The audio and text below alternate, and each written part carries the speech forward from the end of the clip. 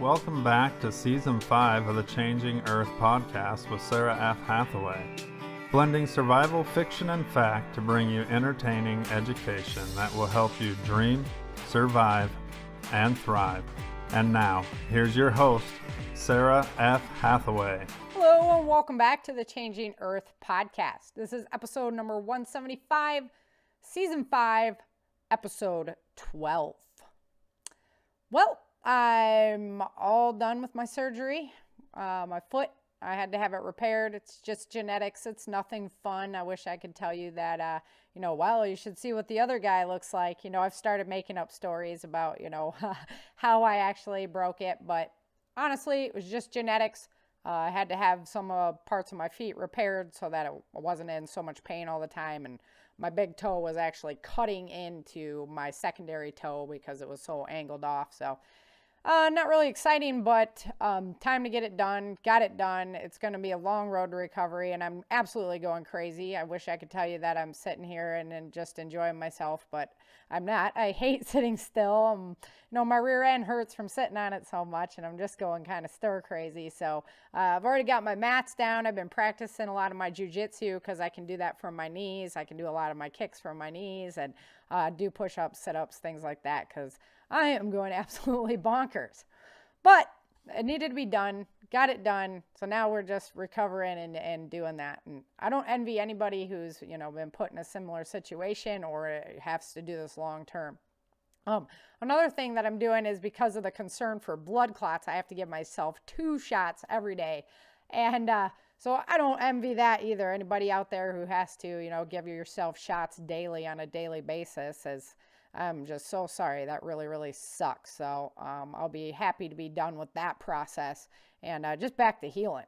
So, as far as the pain medication goes, everybody's like, oh, it's going to be so painful. It's going to be so painful. Well, I do a lot with my body, so it wasn't really so painful for me. I did about a day and a half of the pain meds before I was like, gosh, it's screwing my stomach up so bad. I'd rather just deal with the pain than any of that garbage that they want to give me pharmaceutically. So not really a fan myself, and I just take care of it. I got my white willow bark and stuff like that. So everything's going good, and sorry if I'm drawing on a little bit about it, but I've been kind of, like I say, going stir crazy, so you guys get to hear all about my adventures right now. I want to thank all of my Patreon members. I had a really down Thanksgiving because I was on all those pain meds and everything. I just had surgery done, and I didn't really do justice to the thank you that I wanted to give you, especially on the day of thanks. So thank you so much, everybody who goes out and contributes to the podcast. Love you guys. I can't thank you enough for the support that you give the show so we can stay on the air and keep doing what we're doing. I'm thinking about adding in a new segment. I didn't really like to touch on things like that, just because I want everybody to be able to get the value out of my book and out of my learning lessons. So, if you're a fan of that, you'd like to see me do that, maybe I could even do like a separate show that's just kind of me talking about some of the topics, because there's a lot going on out there, and I'd love to share my opinions with you. But like I say, I really didn't want to I don't like to go left or right with my work because I want everybody to be able to come and be entertained and learn. So I try to stay really, really neutral on things like that. So I'm mulling that over. We might go there. But thank you, Patreon members, for making it all happen. You guys are the ones making it happen, and I can't share my love for you enough. So last week was a pretty cool episode. It's kind of some of my favorite chapters, is when Erica is just being real mischievous, and I just dig that kind of stuff. So last week she was facing the consequences of her actions, and it hit her really hard, and she had to come to some realizations through that process. So this week she meets some new friends, and she reunites with some old friends. So I don't really want to give any of it away. However, James Hart is here today, and he is going to talk to us about the importance of passing down, martial arts skills, all of our survival skills, wilderness skills, homesteading skills, things like that. As our society becomes more and more tech focused, We have to keep the relationship with our planet. This is one of the main reasons why I called my series the Changing Earth series, because as the Earth changes, we have to be able to keep the relationship with the planet. Or else, if we can't adapt and stay fluid with her changes, then we are done for. That's what's kept the human race alive, and any species that's lived on this planet for a long time, that's what's kept them alive, is their ability to adapt and respond to a changing planet. So I would hate to see for our technology to be that kind of crippler that makes it so we can't do that. And that's one of the whole bases behind my whole series and my whole premises. So really important topic for me today, and I was happy to have James come on the show to share that with me. So without any further ado, let's go ahead and get into Chapter 12 of Dark Days in Denver. Chapter 12. Even after sleeping half the day and all through the night, Erica awoke late. Victoria came to find Erica and Hensley after they didn't arrive to the gate as scheduled. "Why didn't you wake her up?" she asked Hensley. "My job is to guard her, not make sure she wakes up at the right time of day," Hensley countered. He was still upset about Erica giving him the slip. "Private Case, wake up," Victoria insisted, putting her head inside the tent. Erica bolted out of bed. "What time is it?" she wondered. "It's late 30, Victoria confirmed. Erica threw her uniform on as they ran to the training grounds. "You two are late," First Sergeant Bennett snapped as they arrived. "What are you doing here, sir?" Erica wondered, noticing Nicholton's absence. "I have replaced Master Gunnery Sergeant Nicholton as commander of this squad," Bennett informed her. "Are you feeling better this morning, Cupcake?" First Sergeant Bennett asked. "Yes, sir," Erica replied. "Good. Then the two of you can get your scrawny butts in line," Bennett snapped. "Yes, sir," they replied as they hustled to the group. Bennett was in rare form. Erica noticed a strange bounce in his step. She was curious what he was so pumped up about, but she didn't have time to be concerned about it as she sweated through his exercises. After the morning was done, they headed for lunch at the mess. Erica checked in the kitchen trying to find Star. She wasn't around. Perplexed, Erica flagged down Dixie. "Howdy, Mrs. Case. How we doing today?" she asked. "All right. Have you seen Jenny around?" Erica wondered. "Miss Jenny was asked to cook over at the Lieutenant General's mess by Merkley himself," she replied in a southern accent. "Thanks," Erica told her, starting down the line of food. "No problem, Mrs. Case," Dixie replied, returning to the kitchen. Completing her trip through the line, she saw Kay at a table with Daniel and headed their way. She introduced Victoria to Kay and sat down to share their company. "How's it going over at the school?" Erica inquired. "Really good. Some parents have been trying to maintain their children's education, but others have completely let it go," Kay explained. "And how's Earl?" Erica asked, realizing he hadn't been around much. "He's busy. There are so many people that need help. Yesterday he met another doctor named Stan that asked if he had heard anything about Erica Moore's whereabouts," Kay informed her. Erica smiled deeply, thinking about her friend. She first met Stan at the town Erica raided to save Harold's family after the Great Quake. When they left California, he came with them, but the government directed him to another camp. She saw him again in Albuquerque and wondered if he'd survived the attack. "What are you doing this afternoon?" Erica asked Daniel, unsure what she was going to do herself. "I'm going to the entrance to draw," Daniel told her. "Sounds fun," Erica commented, not sure she was interested in going with him. They all parted ways after lunch. Erica headed back to the base. She went to find Bennett, but he left with Michelle for the afternoon. Erica meandered over to the weight room with no specific goal in mind. "Are you going to stay here for a while?" Victoria asked at the door. "Yeah, I'll let you know when I head back to the tent," Erica responded. She went in the room and noticed the men she saw in here last time she trained with Bennett. A man with short brown hair and a headband stood by the entrance to the cage. His beard and mustache matched the cut of his hair. Two men with the longer hair and beards faced off in the ring. They were ripped, and Erica was curious to see these titans clash. "Hello," the man at the gate greeted her as she approached. "Hi," she responded. "I saw you benching with the first sergeant yesterday. What were you pushing, 155, he wondered. 165, Erica replied. "Damn, not bad for a little woman like yourself," he told her. "Name's Graham Delisle," he continued, extending his hand. "Karen Case," Erica replied. The two men in the ring were locked in a grappling hold as they spun around one another, looking for an opening. One threw the other down on the mat, but he immediately circled and took his attacker down as well. They wrestled back and forth for a while before they tired and decided to break. "What do we got here, Graham?" the blonder of the two men asked. "This here is Karen Case. She's the one we saw benching with the first sergeant yesterday," he replied. "Ned Bedford, and this here is Gear Turson," he introduced himself and his friend. "Where are you from, Karen Case?"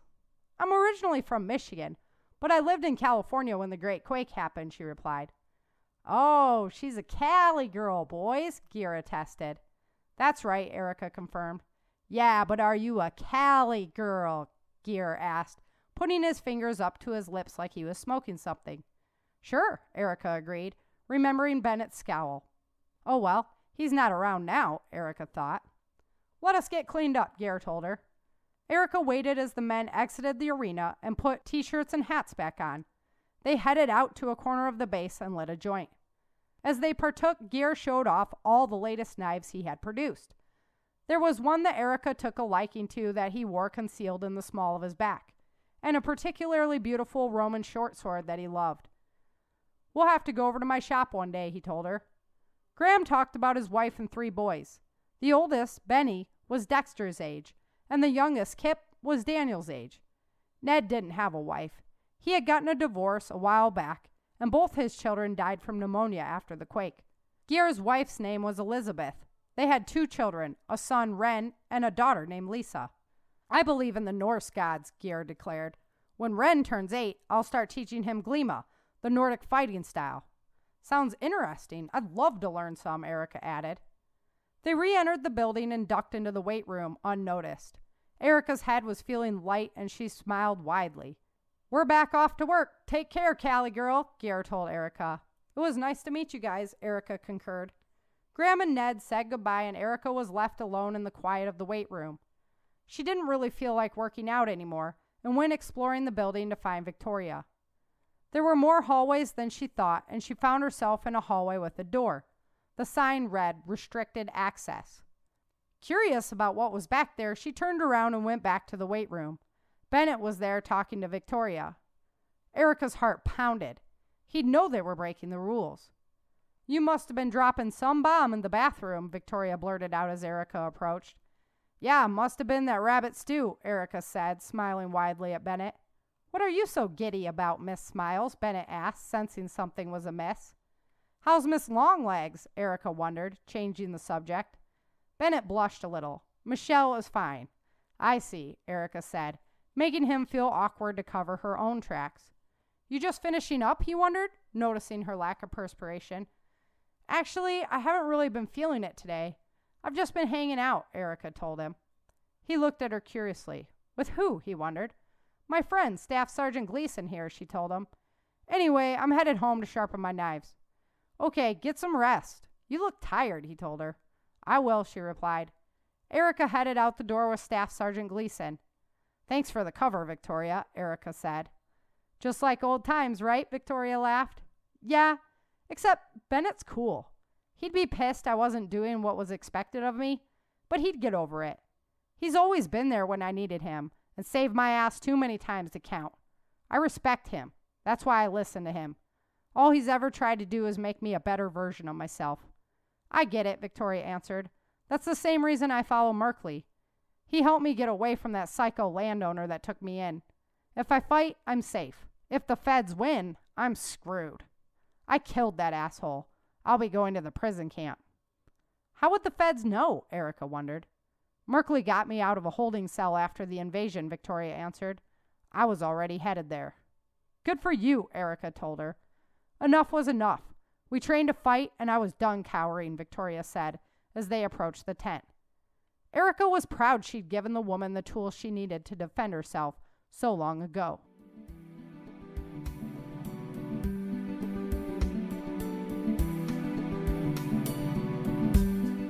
Right, so Erica meets some new friends and reunites with some old ones. Really cool chapter because it's just, like I said at the beginning of this book, I really wanted to delve in to more character development. So you guys could really, you know, identify with these people and where they're coming from and what their lives have been and things like that. So definitely love this chapter because it was just one of those building chapters. Great chapter to really get to know who these characters are.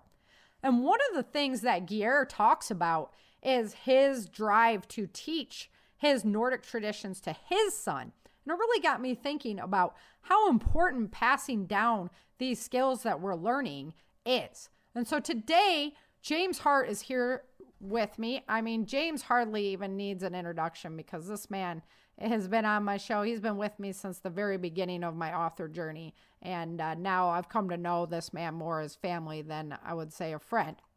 James is the author of Urban and Wilderness Emergency Preparedness, among other documents that he's done, other books, and just numerous articles. He's a veteran of 2 tours of duty in Vietnam. James began his survival training at the age of 7 when he was stranded in the Mojave Desert for 7 hours without food or water during a family move in 1954. Since then, he's been through the scouting program where he attained Life Scout, served as Scoutmaster, Assistant Scoutmaster, Venture Advisor, and earned the Baden-Powell Award.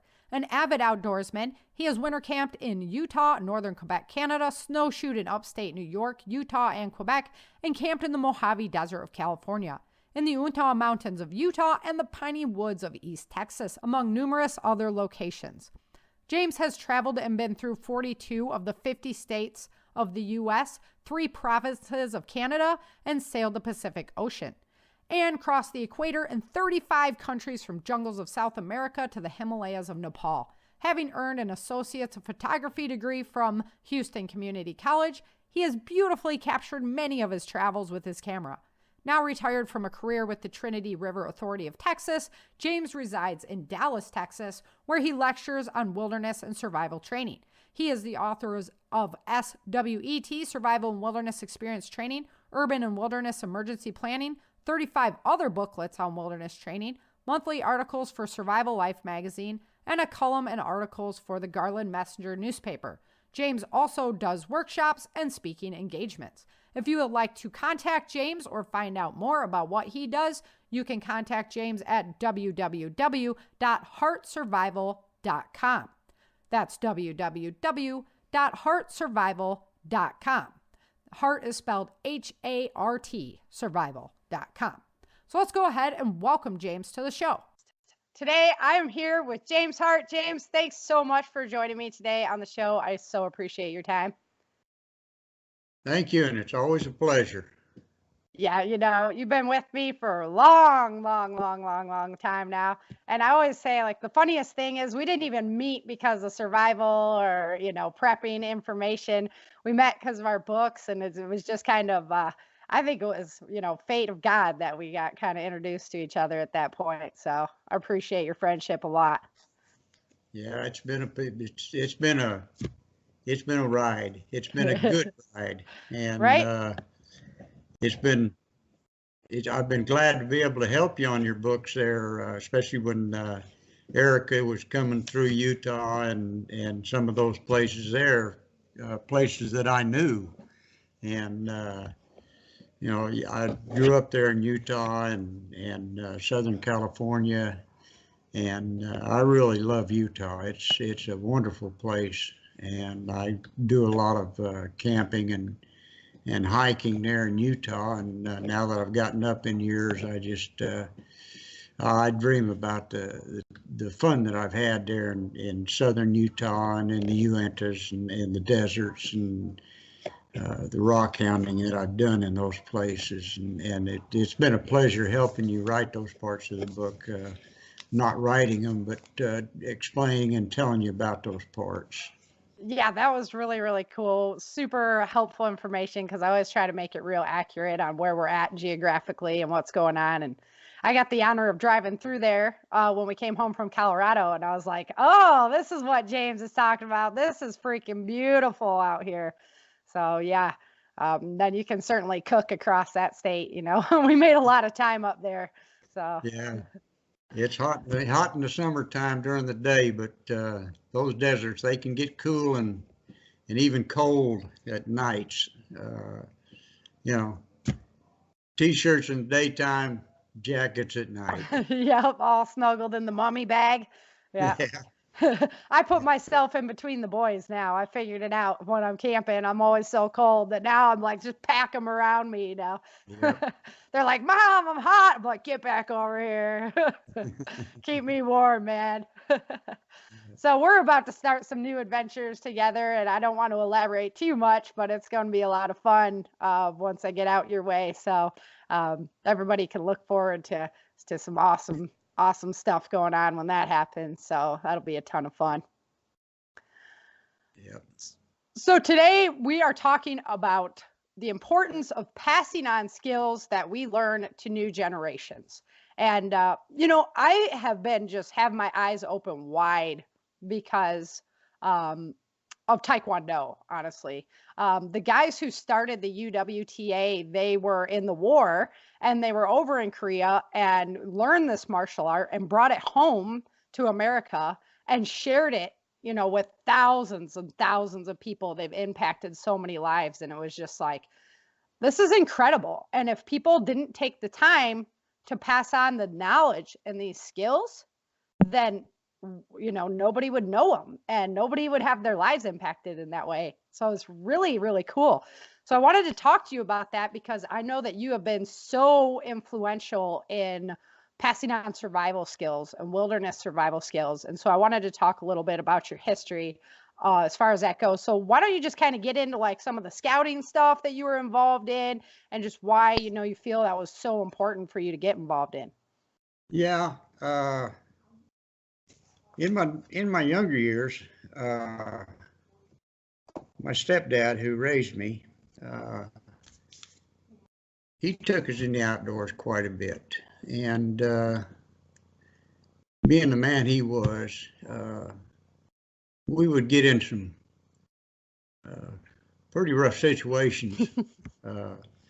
He'd come home from work and on the way home, him and my mother would do the shopping for the week and everything else. And by the time he got home, well, it was dark.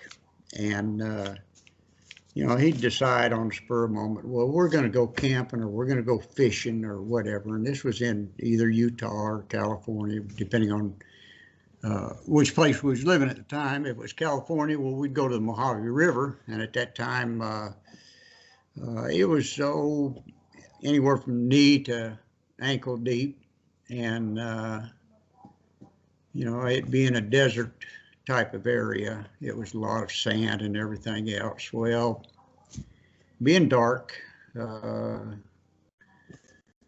we'd get stuck in the sand, and usually it'd be axle deep, and so we'd have to spend the night right there, make an impromptu camp, and then next morning get the car unstuck and then go make camp again for Saturday night. And so we actually made camp twice on a weekend and have our fun and everything else. But we learned how to get unstuck. We learned how to get stuck. We learned how to pitch an impromptu quick camp and, make do and whatever. And if it was up in Utah, well, we would get stuck, high centered or whatever. And once again, learn how to get unstuck, high centered or whatever. Impromptu camps again and everything else, make do. So, as a kid, sometimes it was scary, sometimes it wasn't. And, I learned that things didn't always go as it was supposed to go. Right. And you had to be prepared for just about anything that could happen. So, that always stuck with me. And once again, what got me into it was we was moving from California to Salt Lake one time, and the whole top of the radiator blew off. We didn't have water with us or food or anything else, and we were stuck in the desert there for 6-7 hours without food and water. And before somebody come along that give us any help or anything, got us to get the car fixed. So things like that stuck in my mind. And, I wasn't raised with a silver spoon in my mouth or anything like that.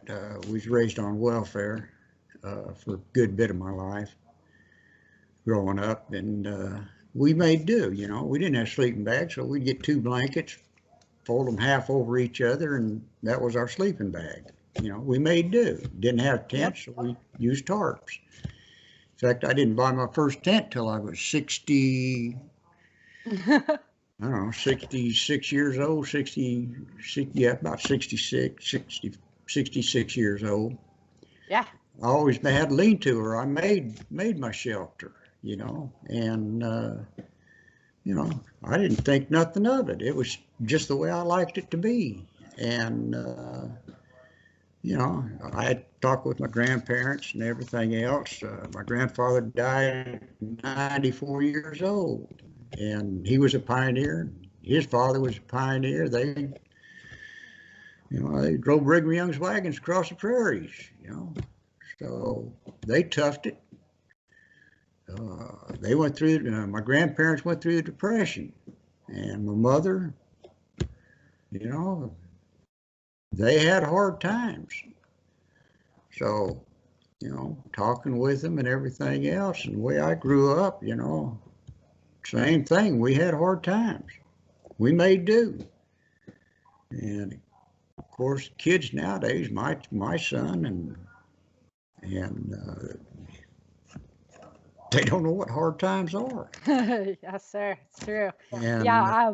One of the most rewarding things is taking the time to listen to your grandparents, your great grandparents, if you have the honor of meeting them.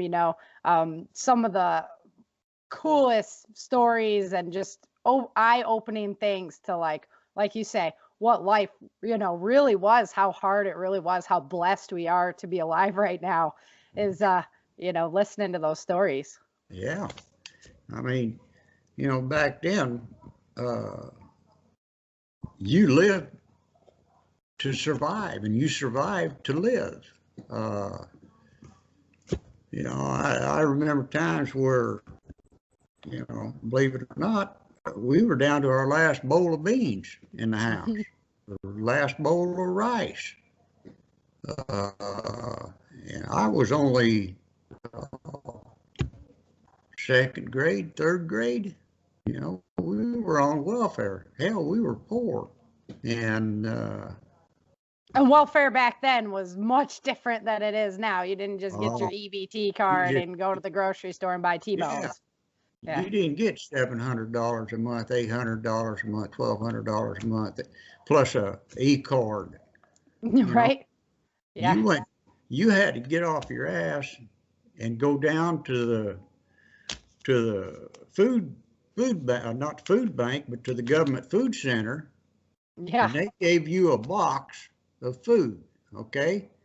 And if that didn't last you a month, that was just too damn bad. Right. And, they didn't care whether you liked what you got or not. Sometimes you got, a brick of cheese, government cheese, and a bag of rice, and this and that, and that's just what you ate, whether you liked it or not. Yep. It wasn't none of this government, a card that you took to the grocery store and picked out what you want to eat. Right. I've heard stories of people, eating lobster tails and all kinds of stuff. Yeah. I'm like, I can't afford that. Yeah. Shoot. Yeah. Yeah. That's just a shame. That's just the societal draw away from self-reliance, to accept that, to be okay with, somebody else is buying my groceries today. We have some hard times. We hit financial, I just can't do it. I just can't, I can't do it. I can't be reliant upon the government. I'll make it work, That's right. That's why I like teaching the way I do and what I do is because it gets right back to basics. Okay. Yeah. There's plenty of food out there, and it's good food. It's good for you. And I mean, it's like when I go camping, I got 2 tents now. I got an 8-man tent, and I don't even like it. I bought Yeah, I it hear that. not too long ago. We used it with the Cub Scout camp out just a few weeks ago. I froze my ass off in it. Yeah, it's too And big, right? well, it's not made. It's not made right. Okay, Mm. and I'm in the process right now of building a 20-foot teepee, 20-foot Yeah. diameter teepee out of tarps. Okay. They're so much nicer and warmer and everything else. And that's what I'm used to making when I'm out in the woods. I'll take a roll of construction plastic and I'll make a 10-foot teepee and I'll sleep in that thing just warmer than any tent you can buy. And handing down these old ways, from the Indians and from our ancestors. I can make it a campsite with shelter, fire, and put it all together faster than you can put up one of these tents they got nowadays. And I'll have fire burning and have the shelter up by the time they get their tent up. And we went up to Fort Griffin here, George, my son, and Robert Mans, another adopted son. And we put up a 18-foot teepee. And, we were starting to cook. Right? By the time people across from us put up one of them, I guess it was a 10-person tent. Mm-hmm. By the time they had that up, and it was so warm that we had to leave the door open. Nice. Keep it cool. Yeah, that's my kind of place to sleep right there. But the people, people nowadays, they don't know anything. Right. She's 8-year-old now. My 8-year-old granddaughter, she can go to the park and she can tell you what is edible. Yeah. Right there in the that's how my playground. son. She Yep. look at the sky and tell you whether it's going to rain or not. Right. And her teachers are just amazed with her. And it's fun for kids. I mean, if you teach them at that age, it's fun for them to do those things. Yeah. She can look at the moon and tell you what's going to happen and everything else, just by the circles on the moon. And, kids nowadays, they don't know that stuff. But I learned all that stuff growing up in the Scouts. I made it to Life Scout. A lot of what I knew and what I know, I started learning in the Scouts. And I went from there. And then I went in the service and I learned different things in the service, jungle survival and stuff like that. And then I got out and I was assistant scoutmaster and venture advisor. I got the Baden-Powell Award for venture advisor. I started making notes and everything. I got the venture troop that I was advisor for.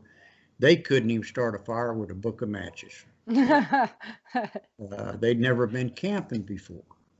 Yeah. And I had to teach them from scratch. So I taught them how to light a fire with match, and then I went to matchless fires and how to stay warm and everything. And this was up in Montreal, Canada.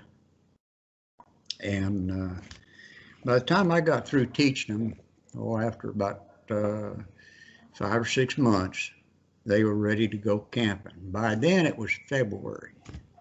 They wanted to go camping. So we went on a winter camp.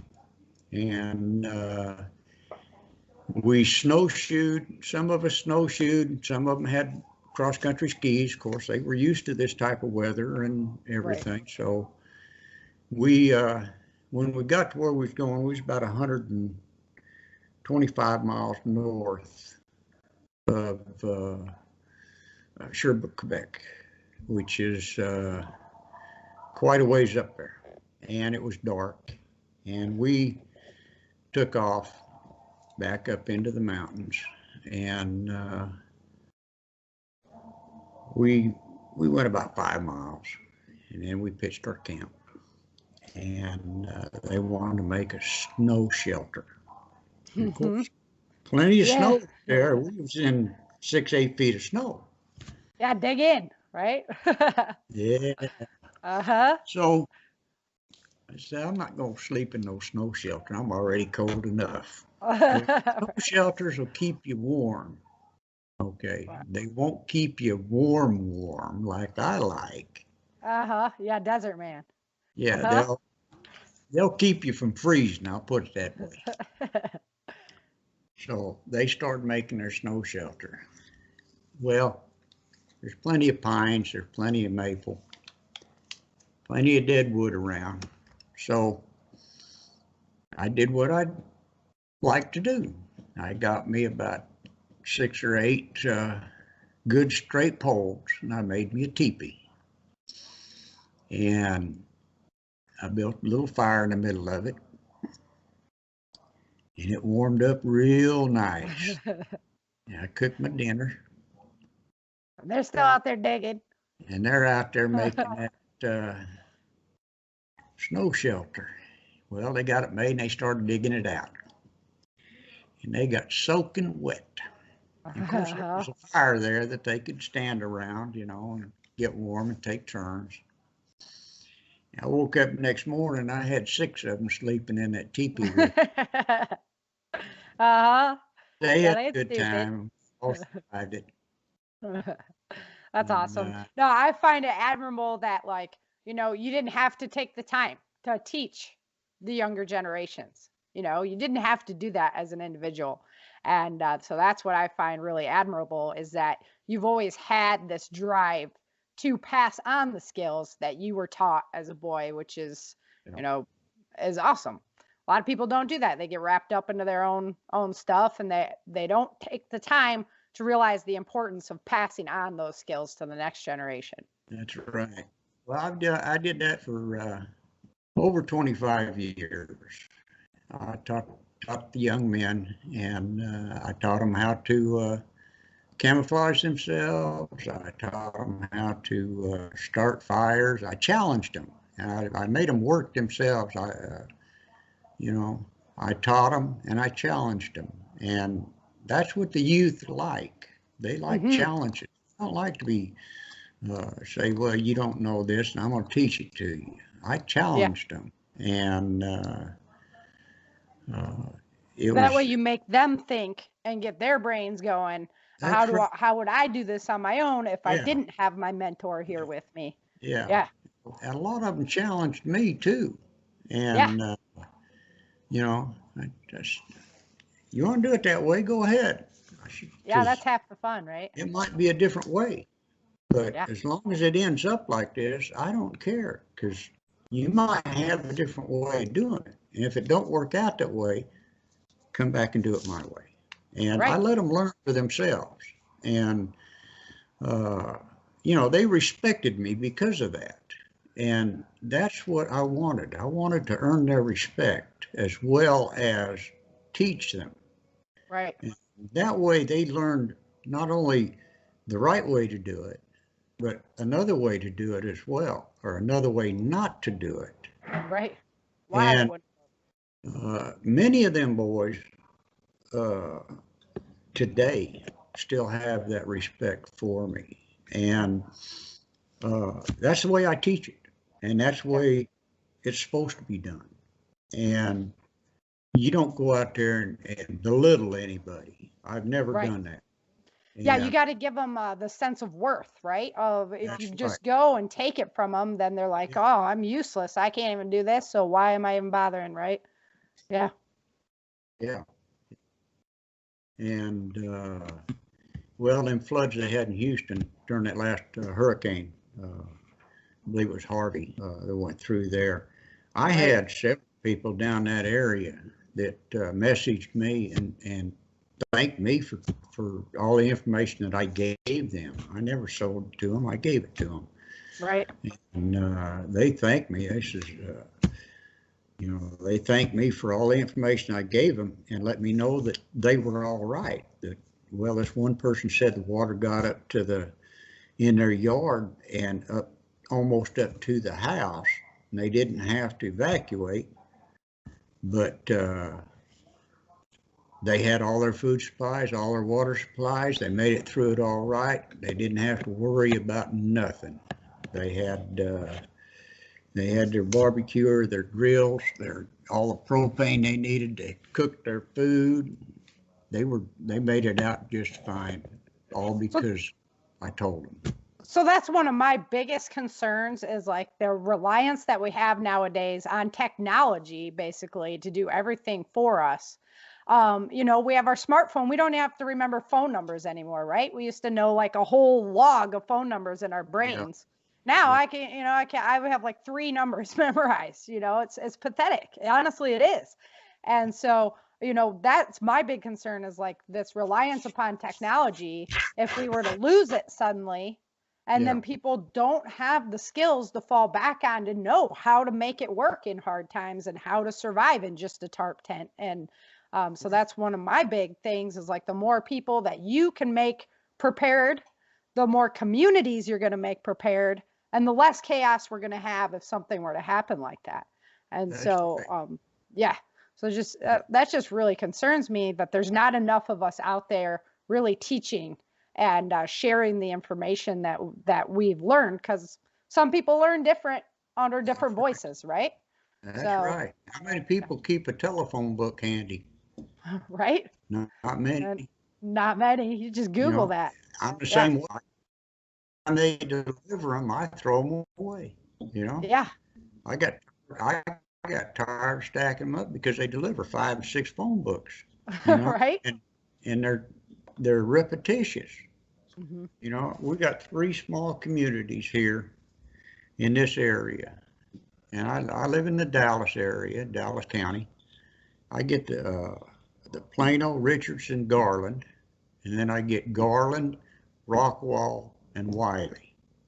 You know, why do I need 6 phone books? Right. Yeah. Okay, Especially when so you got your smartphone sitting there. that's right. I got Uh-huh. everybody stored in there, and all I do is go through there. Well, I'm in the same boat you are. Okay, sure, I'm getting older. I'm 70 years old. I don't remember as good as I used to. Hmm. And I got probably 100 phone numbers stored in there. I can't keep them in my head anymore. But I do have a phone book handy with all the numbers that's in my phone written down in there. Yeah. All of the cell phone numbers, and the ones that still have home phones, which that's Right. Yeah. people getting away from that, they're Yep. in there too. Uh, We and used to then, have to do that. Like you couldn't, when you got a new cell phone, you couldn't just roll the phone numbers over even. yeah, So you used to have to yeah, have like your everything written down. No, I yeah, bet you like a handful of people do that, nowadays. yeah. And nowadays they just roll them over from one phone to the new phone. Yeah. They're And stored in the cloud, the magic yeah, cloud. Uh-huh. it's it's gotten ridiculous. So, people need to get back to the old way. You know, Yeah. even if they don't live it, they need to learn it and Yeah. practice it. Uh, how many people out there can take an axe and a knife and build a shelter? Right. How many people out there can go out into the wilderness and build a shelter and live in it for a week? Yeah. You know, Not many. They'd be not so not lost without their can't, electronics. not they Yeah. can't, but build a decent shelter that they can live in for a week. And not burn it down in the process. How many people can sit down and think, if I had to get from point A to point B with 200 pounds worth of stuff with just what I've got here at the house without using my vehicle. Yeah. You know, and just sit down and do that. You know, they need to learn the old ways so that they could do that. You know, Absolutely. how many people could make a wheel out of wood? Oh, that's a challenge. Okay, I had the first two, but that one, no way. Yeah, Could you I'm sure figure I it could out? figure it out. I think I probably could, as far as like maybe get a PVC pipe, soak that wood so it's actually bendable. Oh, I've seen it on TV, you know, how to That's do it. why we all need to sit down and read some books Yeah. and learn how to do that simple thing. You know, the simple thing of how to make a wheel. I Hmm. don't care what it looks like, as long as it works. Right? And it'll hold. You got to do the spokes across it, right? To hold it all. Uh-huh. Even an old Flintstone wheel. Yeah, right. There you go. Uh-huh. The square in the middle, Yeah, the rock. Yeah. okay. Yeah, fair enough. As long as it works. Uh-huh. Okay. Things like that. Okay. Yeah, I have a book that I love, and it's a good housekeeping book from back in the day, and it's called Back to Basics. And man, they take you through like how to pick your homestead spot, you know, how to build that house correctly, so it's taking advantage of sun and shade and wind direction and all that, how to do the toilets, and then it goes through like how to do your gardening, canning, That's how to hunt, you know, how to skin, how to do all. So it's like my Bible of like, I've okay, got whenever I that have a book big too. question. Do you? Yeah, I I've got love that that book thing. too. Yeah. You can only get it used now, but man, I found it and I bought it because my buddy let me borrow it when I was tanning hides one time. And I'm like, Yeah, I got to own this book. I mean, I've got that book too. yeah, it's definitely a keeper as far as that goes. That's one that I would not Yes, leave behind if I left my house. that's right. Between that book and my book, I wouldn't leave home without it. That's it, right? I know. Like two Bibles, they go with me. It's a lot of weight. However, totally necessary, Yeah. right? I mean, because uh, information is priceless and you can't rely upon your phone. Like people are No. like, oh, well, I got my phone. So, Yeah. well, Well, your phone is good till the battery dies. yeah, right. And I Yeah. don't care if you got the charger, the solar charger, blah, blah, blah. You got one EMP and bye bye phone, you Uh, know, and that could be. or you drop it in the water. Or that's why you got to pack it in the rice. You know, Yeah. I got a good joke with that one, but I don't think it's appropriate for on the air. So, Yeah. Yeah. But it's real important to talk to your elders, mm, talk to any elder actually. And the yeah, older they are, the more the better. information they can give you. I don't care Hmm. if they're your elders or somebody else's, because they always got something they can teach you. Listen to them. And It's true. I think we've lost a lot of respect there in society, and that's really, really disappointing to me uh, because so many of, you know, my great grandma grew up in Detroit. So, and it was like the milkman still brought the milk around in the cart, and her brother worked down at the brick factory for a yeah, quarter, you know. So I heard all the city stories. And then my husband's grandmother grew up in North Dakota, and yeah, she was out there on the farm, you know. Their house got hit by a tornado at one time. They ended up with the cousins saw it happening basically. So they met each other. It was like a 12-mile hike, you know, met each other in the middle of the night, and they ended up all staying. It was like a 2-bedroom house with like 24 of them staying in there. They still got to go out and do all the farming and everything. And the kitchen was outside in like the shed, right? So there, all the women packed in there cooking. She's like, I hated that place, man. It was so hot in there and just miserable. Whenever I could get out to the horses, that's where she was going. You know, she was an outdoors girl too. And so yeah, we really hit it off on that note.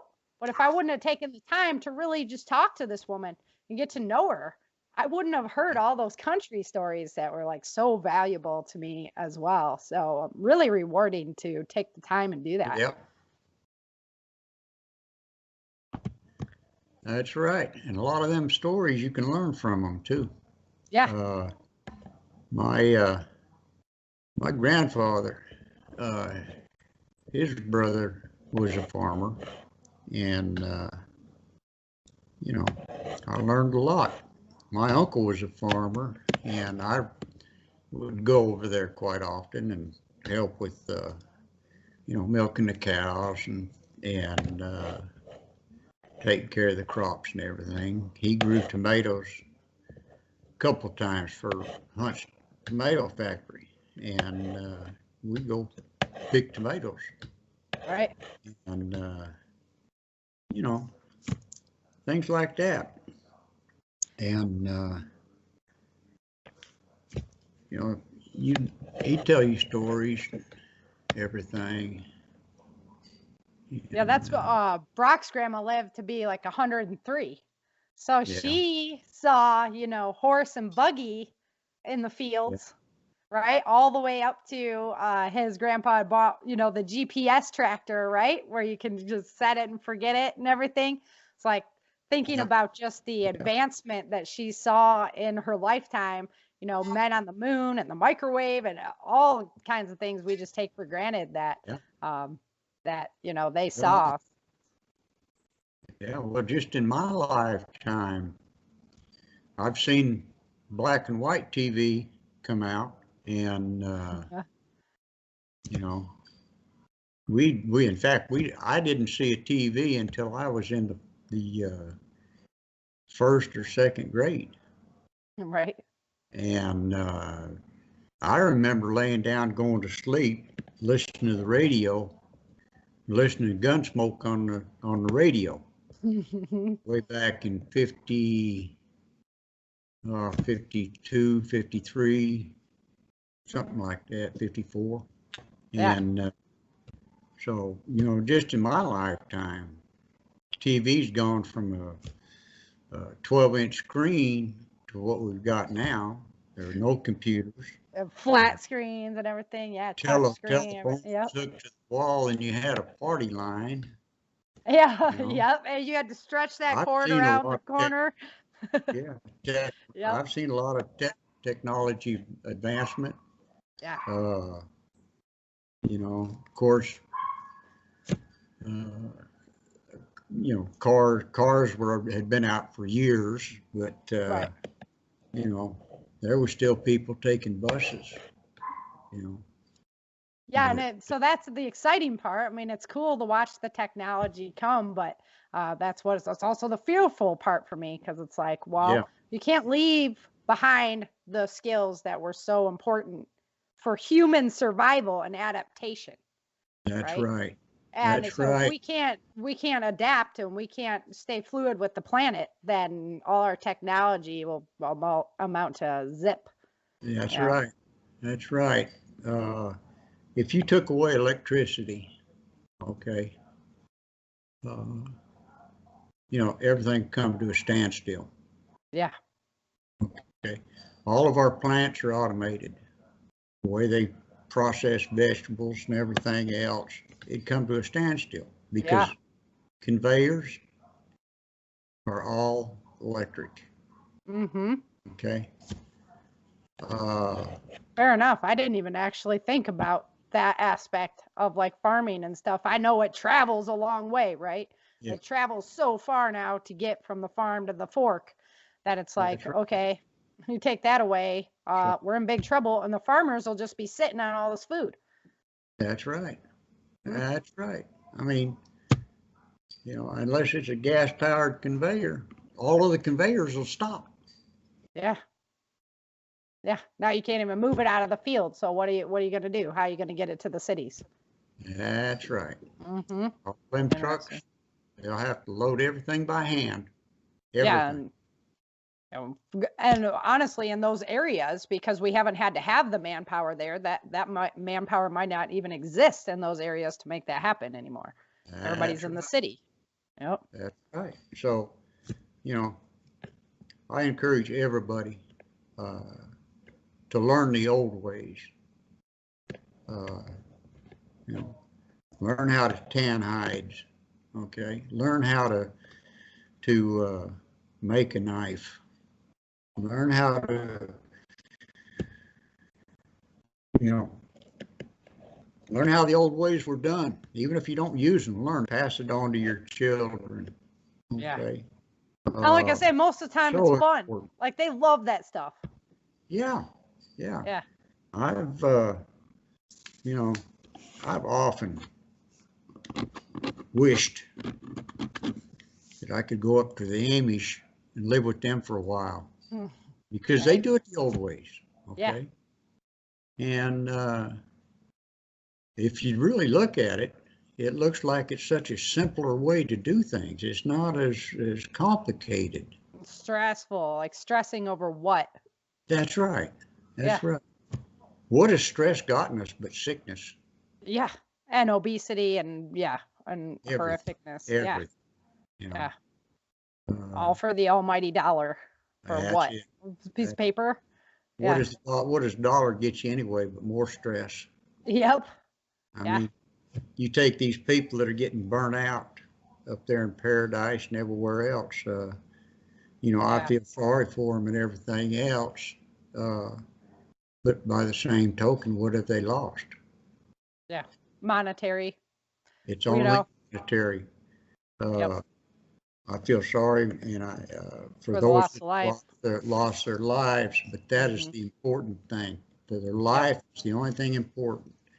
I've probably made a couple $1 million in my life, and I've lost a couple $1 million in my life. I've had to start over 4 times in my life, and every time I start over, I think, I had it and I lost it. And we're blessed to have the opportunity, though, to be able to start over. It doesn't happen in every country. I was never really happy when I had the money because, well, I had all the taxes to pay on it and what I bought and everything else. Seems like the more you make, the more you can spend too, so it doesn't really equal out very well anyway. What'd you spend it on? It's nothing. Gone. It's gone. Yep. Whatever you spent it on is gone. Okay. What I had 10 years ago, it's gone. What good did it do me? What good did that money do me? It never really done me any good because I don't have it anymore. Yeah. You see? You can't take it with you when you're not here no more anyway. That's right. That's right. When they put me in the ground, everything I had here is no good. Except your soul. I was born naked, and when I go to the grave, well, I'm going to have some clothes on me, but that's it. Yep. So, learn the old ways, pass them on, leave a legacy. Somebody's going to say, well, he taught me this. Yeah. He was a fine dude. And that's right. That's right. Now, I've got 3 books out that I've written, 35 booklets. I've written some magazine articles. I've got a lot of friends, a lot of people that have stood up for me in the past. And my son, And that's what it's all about. That's what it's all about. Yeah, that's one of the rewarding things about doing my podcast, as I always think like, if something happened to me, at least my sons have like this whole body of information that is me, and me talking about different topics. And, my father-in-law passed away, actually 6 months ago yesterday. Yeah. And I have an interview with him, that we did this interview. And it's edited for my podcast, but I have the interview that's him teasing with me and stuff before and after. And, my husband hasn't been able to listen to it yet, but I have it. And it's just priceless. It is, to have that. So definitely a rewarding experience. And it's all about, leaving your mark and being able to share that information, be able to take what you've learned and pass it to the next generation so that they can understand it and pass it on again. So rewarding to do. That's right. Yeah. I was thinking about basically the same thing just a couple of weeks ago. I was thinking about my little brother Levi. he passed away going on 2 years ago now. 2 or 3, yeah, 2 years ago. I got a picture of his gravestone. It just simply says Levi Ferguson, U.S. Marine Corps, and years. And I got thinking what would be on my gravestone. And I got thinking it could be embellished or it could be simple. But if it was embellished, it was in the family graveyard, well, it could read James Hart, author, teacher, lecturer,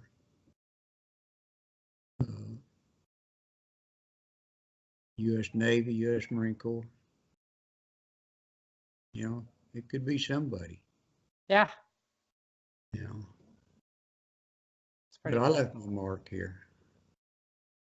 Yep, and we're gonna do more marking before that time comes. So don't go thinking about your gravestone too much yet. Yeah. Well, I'm 70. I plan on making it to 90. There you go. Yeah, So. Good. I'm looking forward to coming down and spending some of them years with you. So. Alrighty, James. Well, we got to cut it off there because we're getting awful wordy. So, and I'm gonna have a long show if we keep going. But yeah, I definitely appreciate your time as far as coming and sharing, your experiences and just, hopefully we drove home why they need to get out there and take the time to share knowledge that they're learning. So it's a lost art. It needs to come back. I mean, there's few of us that are out there teaching it. There's a few others that are learning it. And it needs to be carried on because sooner or later it's gonna be needed. There's blacksmiths out there still. There's others out there still teaching it. Yes. And it's a lot of fun, actually. It's a lot of fun to relive some of the old things. It is. It totally is. I get a kick out of it. Yeah. Thanks so much for coming, James, and not only sharing your experiences and your beliefs on why handing down these things are so important, but thank you for all the guidance that you've given me personally. You didn't have to take the time to do any of that, and you did it without question. And I always love being able to pick your brain and learn from you, and it's even better when I get to do it in person. So thank you personally for your time and your energy so that I can develop my skills and I can pass them down to the next generation and other individuals as well. So really appreciate that.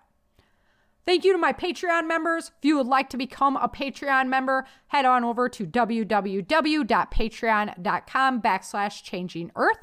That's www.patreon.com/changingearth. Thank all you guys out there for listening. You guys make the wheels go round here at the Changing Earth.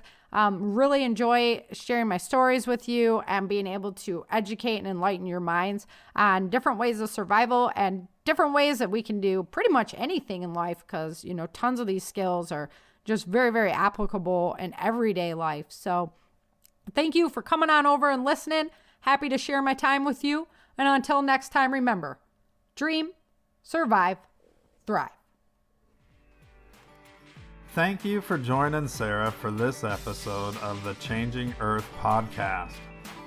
Don't forget to pick up your copy of Day After Disaster, Without Land, The Walls of Freedom, Battle for the South, and Dark Days in Denver at www.authorSarafhathaway.com. If you love Sara's books and this podcast, please head over to Amazon or iTunes and let everyone know by leaving a review.